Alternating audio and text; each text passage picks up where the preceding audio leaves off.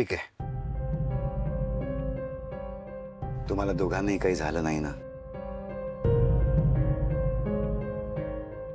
हा महागौरी मातेचा संकेतच म्हणायला हवा.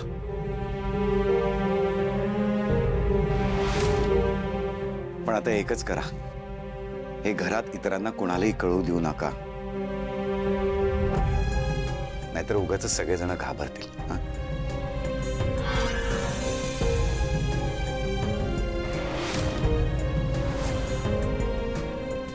कोणालाच नाही कळणार.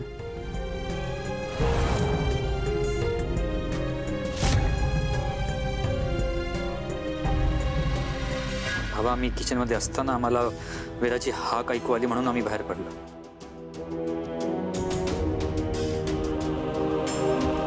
नाहीतर ज्या प्रकारे अख्ख्या किचन मध्ये तेल उडालं होतं ना, आम्ही जर बाहेर पडलो नसतो तर.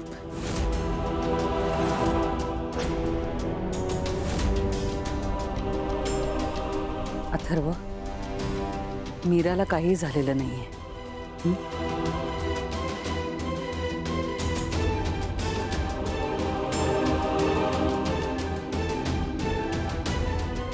आणि वेदाने गमतीत हाक मारली, पण तो खरं तर देवी आईचा संकेत होता.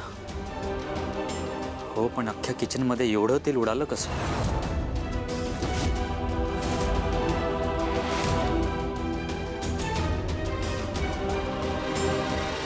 वेदाचे बाबा, हे बघा, गरम तेलामध्ये जर पाणी पडलं ना तर असंच तेल बाहेर उडतं.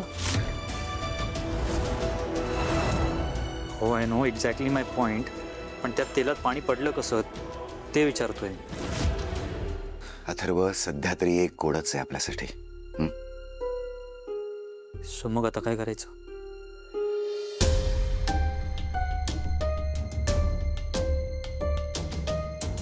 हे बघा, या दोन्ही घटना किचन मध्ये घडल्यात.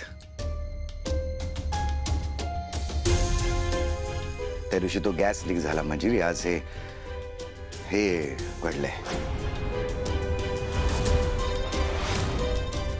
मला तर वाटतं मी एकदा गुरुजींना बोलून घेतो.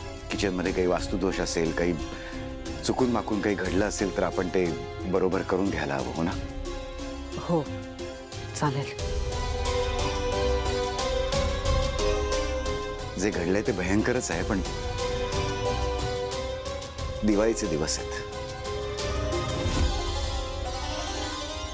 मीरा, या दिवाळीच्या सणावर उगाच या घटनेतनी अमावास्येसारखं सावट पडायला नकोय.